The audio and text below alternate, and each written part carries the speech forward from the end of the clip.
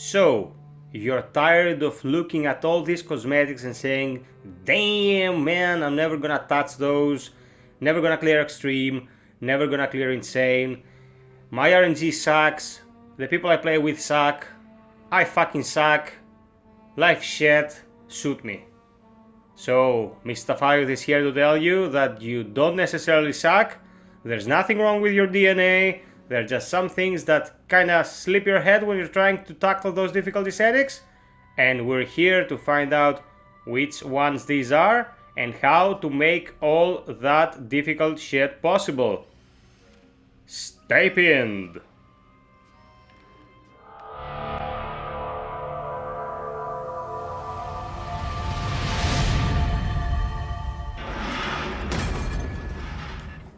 So, Marines, welcome to Mr. FiOth's School of Not Suckiness. I have 10 very specific suggestions here that will make your overall gameplay more effective. They are in no specific order except for the last one. I'm gonna be explaining exactly what I mean by each one of these ideas whilst you're watching this gameplay unfold in front of you. This game that you're seeing here was one of my messiest, bloodiest, and to be honest, hardest to tackle because it was very late, and these two fine gentlemen that we've been playing together for quite some time were like, well, FiOth, we need to tackle 4-1 on Extreme to be done with it, can you give us a hand? And since I'm such a sucker for suffering and pain, I was like, okay guys, I'm gonna come and help you. It didn't go very well. This was actually our second attempt, and I was trying to help these guys. You know, I always try to assist people that I know, people that need my help. There are only so many hours during the day, so I cannot help everyone. That's why I started Patreon. But in this case, we have history with the guys, and I really wanted to help. So I entered the lobby and we started the mission. I will be breaking down some points when things become interesting, but for the time being, note that in this segment of gameplay you can pretty much see everything done correctly on each person's part and stuff that was done incorrectly and led to some pinches. So, let's get started with number one. One very important thing that you have to realize is that if you do not know the tactics entailed in each encounter, tackling extreme and insane is gonna be nigh impossible. Choke points, enemy composition, abilities, optimization of builds, and so on and so forth, all tied together to your general tactic segment. That is the preparation and knowledge of what is going to happen. Get back through a door, retreating whilst the enemies are funneled through. Know when to give ground and when to push forward to secure a choke point. Have someone hold the door open so you can get back through it. Although not the most legit thing in the world, it's been a tactic that's been used, it's in the game, there is no breaking anything, there is no cheating, there is no console with commands running, it's just exploitation and, well, let's say manipulation of the game's engine. But as it stands, insane especially is not the most balanced thing in the world, so you need all the help you can get, and there is nothing wrong with using what is in the game to succeed. I'm not talking about 5 manning or anything like that. Just know when you can just get out of a bad situation by exploiting what's in the game engine and moving towards success. Second point I want to make is that you cannot carry a person who cannot carry their own weight on extreme and especially on insane. Guys, I know you want to help your friends. I know you like the heroic moments that comes with helping a team reach the goal whilst the other people can't really help themselves, but it's gonna become a very miserable experience even if you're a really strong player if you just try to carry people who do not know what they are doing. And I don't want to sound elitist when I'm mentioning this. A very good idea for anyone who wants to tackle these high difficulty settings, and to tell you the truth, high difficulty settings is where half the fun comes from, is to go and prep yourself for success by playing intense solo. get into intense, kill alpha and beta, and try to clear stages solo, learn the pattern of enemy spawn. There is a lot of RNG involved in Aliens. Sometimes you get room A, other times you get room B, sometimes you get A composition of enemies, sometimes you get C composition of enemies. You have to know these things and you have to create habits that help you survive. These habits we're gonna go into during the continuation of this list, but you probably understand what I'm trying to say already. Be prepared on an individual level, have the skills to tackle the individual challenge, and the team will just fall together and create a unit that actually functions without anyone needing to babysit anyone else. Now, as you probably saw, there is some editing here in this part. We utilize this tactic of staying into this corridor in 4-1, one of the, if not the most difficult mission of the game, funneling the synths in as they were coming. This was my friend's suggestion. I have no reason to play the smartass here. If someone can suggest something that gets things done easier, I am going to use it. The problem is that this tactic took 1,000 years. If I had left it in here, the vid would be nigh endless. If a tactic involves a lot of time consumption but is gonna net you the completion, use said tactic. Guys, the game can be very unforgiving. It's not the most balanced game in the world, and I suggest you learn all these tricks and using them to your advantage. I cannot stress this enough. Another huge mistake that people make is overcommitting to actions in the game. I'm gonna give you a few examples. Trying to hit an enemy that's behind cover, let's say a synth sniper. Trying to pick up ammo whilst you're being hunted from left and right and attacked. Trying to pick up a teammate where there is a warrior running around the room hitting you left and right. Trying to reload the gun when you're being pressured instead of switching to another gun. All these things are overcommitting to a goal that is nigh impossible to execute. So, if you cannot perform action A, perform action B. Do things that are possible and that you have the openings to perform them.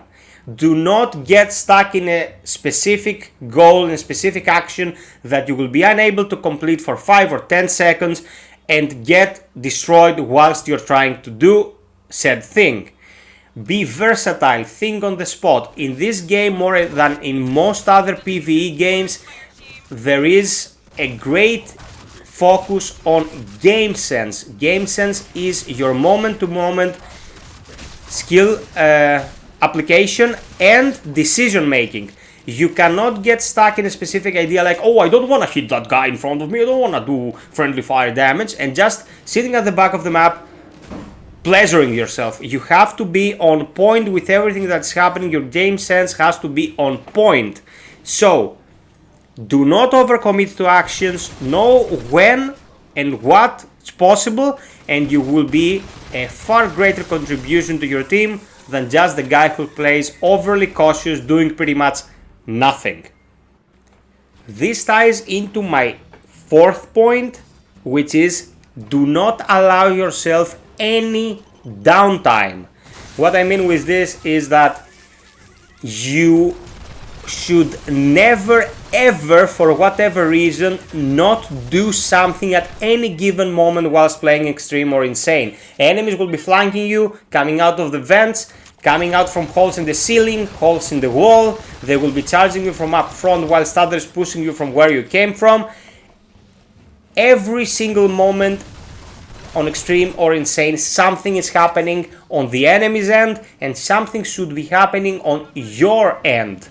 If you are not immediately pressured by an enemy at any given moment, go grab ammo, lay down another mine. If you're in the middle of a large encounter, refresh your grids, do something. Always do something when you're playing extreme or insane. You do not actually have that downtime that you think you have. Every moment spent not DPSing the enemy is a moment that the game will spawn 10 more runners to pressure you, and you will be caught with your pants down if you do not counter pressure their moves. Always do something. Keep that to the back of your head. No inactivity whatsoever, no downtime. It's not the time to put the kids to sleep. It's not the time to grab a snack. When you sit down to play extreme or insane, it's time to concentrate the damn game and perform. Guys, I know that you like to watch your TV, listen to your rap music or talk to your wife, but there are two other human beings in this lobby who might have had a hard day at work, have a bad week, suffer from COVID or whatever, and they are sitting down to enjoy the game and get things done. It's not the best moment for you to be playing with your cat. Okay, respect other people's time, perform to the best of your abilities, and you will see results whilst creating interesting and enjoyable bonds with other players that you can end up playing other games with. No one wants to come into a lobby for a second time and play with a douchebag who's watching TV booming at the back of your skull. Fifth point I want to make is have eyes at the back of your head.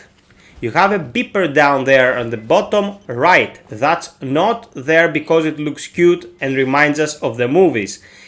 Every bleep has to be recognized, every bleep has to be understood, and you should be ready to bear on the enemy whenever you see a blip. White are standards, green are specials, and the orange are the heavies, or as I like to call them, the ultras, because I have a short history with the Doom franchise, let's say. Whenever you see something approaching, you should be able to understand what it is according to the map. It's probably gonna be a runner if you're playing against Xenos. It's gonna be a pathogen crab or a pathogen, I don't know what these guys should be called, like Scientology supporters. If you're playing against the synths, it's probably a foot soldier, either a shotgunner or a security synth. Or a dumb Joe that's gonna bludgeon you to death. Always have one eye on your motion tracker. I cannot stress that enough. If you do not always have an eye on your motion tracker, you're gonna get screwed. Enemies tend to flank a lot, and there is a lot of those suckers at any given moment. You will not have a good time if you're not paying attention. 6th point, following the 5th thematically, is have clear callouts in your comms. No swearing, no what the fuck happened, where did that drone come from, god damn it, this game's so cheap, my girlfriend left me. If something happens that you have noticed and your allies didn't have time to notice because they're getting swarmed, call it in a cool and effective manner. We're being flanked, watch our 6, prowler behind us, I'm pinned by a drone, the drone is trying to escape, I'm gonna stun it so we can kill it. Call something out in a consistent manner that people can listen to and understand on the spot instead of cursing your fate. Okay, be ready to engage at any given moment and relay the information of said engagement to your allies. Play strategically, play smart, and play with precision, both when it comes to gameplay and to communication. That is very, very important. 7th point, have a versatile mindset when it comes to team composition. Some missions have very optimized loadouts by now. For example, 4-1 can be done very much easier by using 2 technicians and 1 gunner, but you might want to experiment if your team can perform better with a different combination. There are no standardized procedures when it comes to team composition. Remember, the fact that you want to play a class because you're very single-minded when it comes to things and you don't like change doesn't mean that you will be contributing by doing so. And you have to contribute. No one can carry no one. So discuss the composition with your team, lay down a plan, say I'm gonna play gunner to give you more overclock, I'm gonna play gunner to give you more grenade CC. Know what you will be doing throughout the mission and bring the tools that should be brought in every situation. For example, the Doc is a very underrated class that recently received a very potent buff.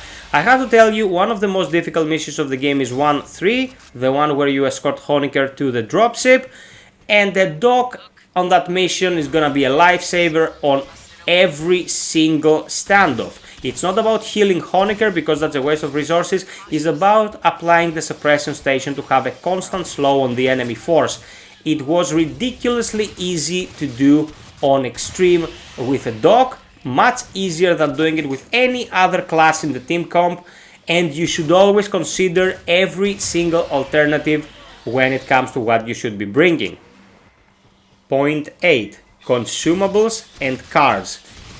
Some cards are better than others. No one wants to bring incendiary rounds, and there is also an element of RNG when it comes to what will drop from boxes, especially the big cards that can give you 3 to 4 items.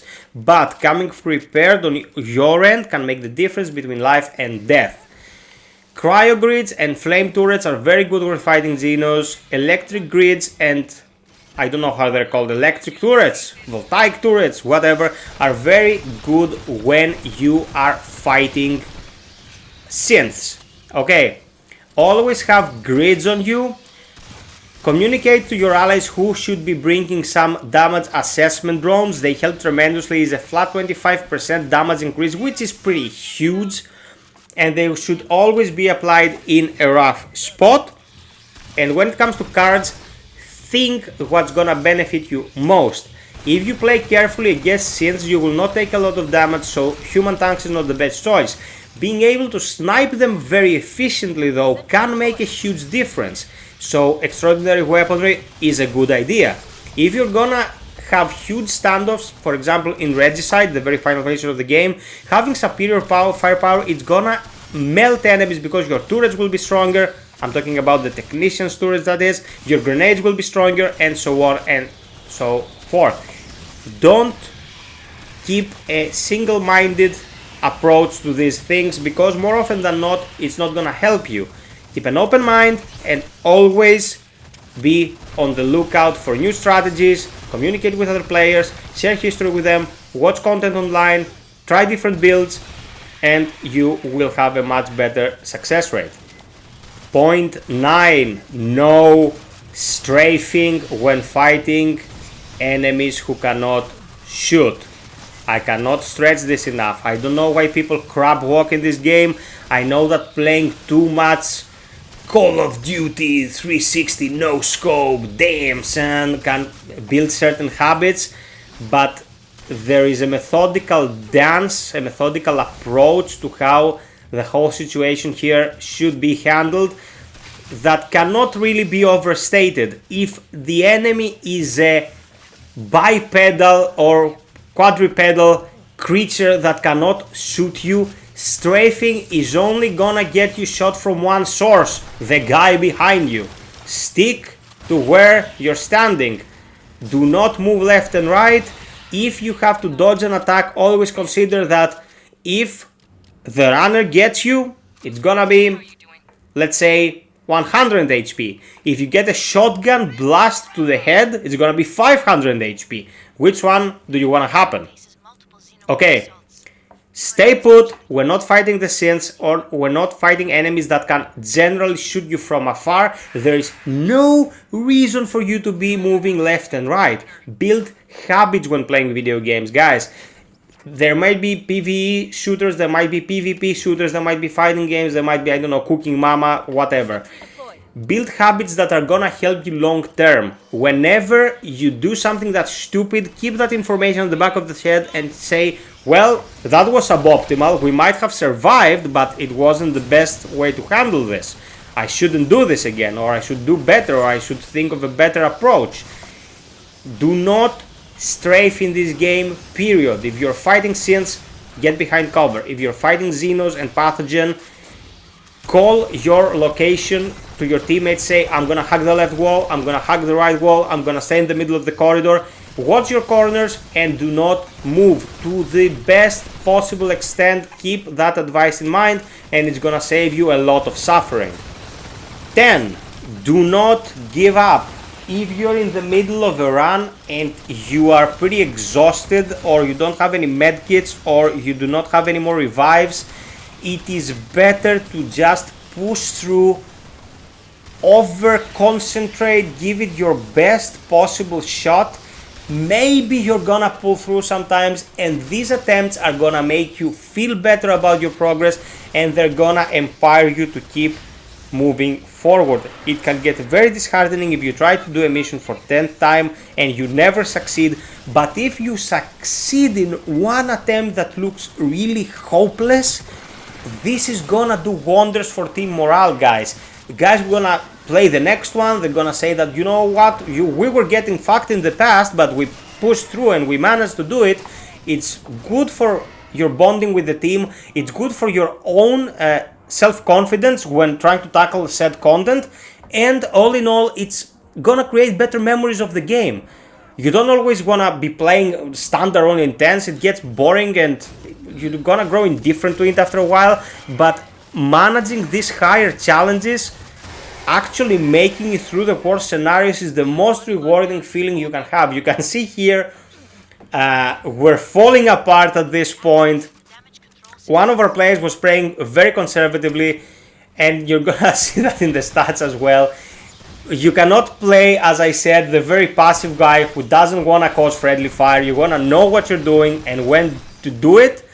So we lost a guy here, no health packs. My guy doesn't have a revive, I don't have a revive, we don't have ammo. The hardest mission in the game, we don't have human tanks, it's as shitty as it gets. And I'm not gonna spoil anything, I'm just gonna let you enjoy the end of this vid. But it was one of the messiest runs I've ever had in one that I will remember until I put the game down and even further down the line. One honorable mention to close my commentary with. Empower the strongest player in the team. Okay, if there is one health pack and no one has a health pack, but you know that one player has been pulling more weight than the rest, it's not a dick measurement contest, guys. Empower the player that can pull the team through, and well, be grateful that they do if you manage to succeed. Okay, no one's paying anyone anything to play video games, but you wanna succeed because you had a bad day, you don't want life to totally suck tonight. So if you go in there, you have a player in your team that can really work wonders for the team, and they try to carry, well, as I said, carrying is not impossible, but assist to the best of their abilities, they should take the health pack. They should play the class that can deal the most damage. They should dictate how the team should be moving. All great team-based weapons need some sort of functional leadership throughout a run to have some sort of unit cohesion. Coming from a background that can understand how basic tactics and teamwork work will do wonders in a team like this that is very composition heavy and very tactics heavy. So don't try to be the best guy in the team. Yeah, I'm gonna be the top of the leaderboard, leave some kills for me, motherfuckers. Be the guy who helps the team survive, who works well with others, who understands who's actually helping the most, and empower the player that can contribute, well, more than others, to do what they can do best and get you through the toughest spots. Your ego will be fine by the end of the mission when you're back at the endeavor and you have succeeded instead of crying over spilled milk. So, these are my 10 plus 1 suggestions for not sucking donkey balls in extreme and insane. Don't turn the vid off, watch the finale here because it's very, very interesting. And now some comments about the whole channel situation. As you all know, I've been doing this for over a month now, more or less. I've been dishing out content like crazy. I think I've been doing a good job, at least you tell me so, and I'm very, very grateful, guys. I really wanted to share that with you. You really give me an incentive to keep moving forward with this project. I'm considering other games as well, but I will never abandon this game for as long as content's coming out. Maybe it's gonna be a year. You will see me here every single day. Well, at least if I need to take a vacation at some point for a couple of days, that's gonna be a different story. But usually I'm very consistent with the stuff I do in my life. Please consider following my Instagram and Facebook as well as Twitter. I'm posting stuff there, especially Instagram can be interesting because I'm posting game steals and artwork and stuff like that in it that you might like. On Facebook it's more like keeping up with what's new, and Twitter as well. I'm not too big on the whole cesspit situation going on Twitter the past few years. But I also started a Patreon. It's gonna be a huge help for me if you can drop by and check it out at some point. Making these things takes a lot of time, and as you know, the day has 24 hours and survival should be managed in those 24 hours as well. Just do whatever you want, guys. I'm just giving you options if you want to support the channel. Super Chat is open as well. Streaming on Mondays and Thursdays for the time being. Come by the chat and check it out. Say hello. Of course, I'm always answering everyone's questions, at least when things are not going to shit during gameplay. Don't worry about being unable to complete certain content. This video was made to help you do just that. And as the game grows older and the really hardcore fan base remains active, we will be discovering new tactics in order to tackle the hardest challenges. The game lifespan will dictate how much content we will be getting, but we, the fans of the game, will be here to enjoy it, strategize, and make the best out of the product that we were given. Hope you found this interesting. Sub, like, and share for more stuff like this. It's been FiOth. Until next time, be well, stay frosty, and always strive for perfection. Cheers!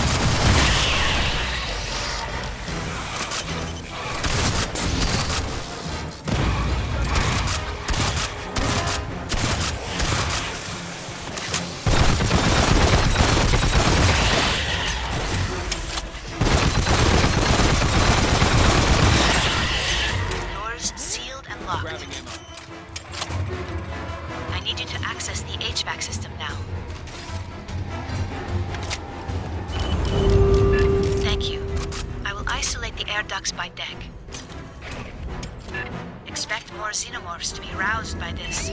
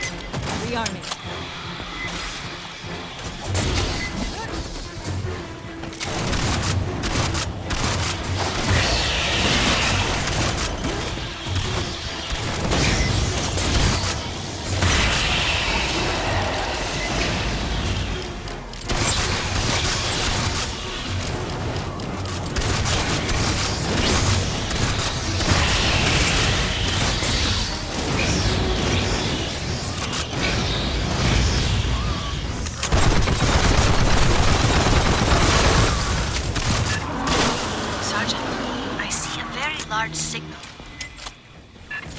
Size of a goddamn truck.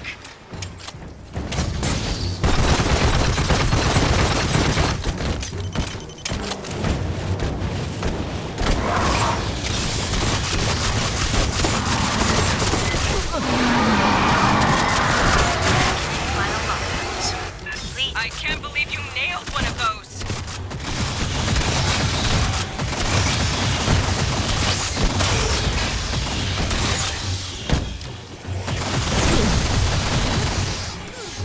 Sentry's ready to go. Patching up.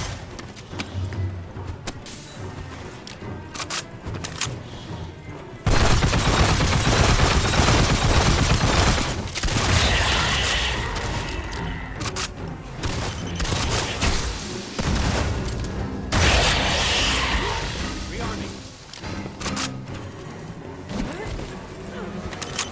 Hey, check this.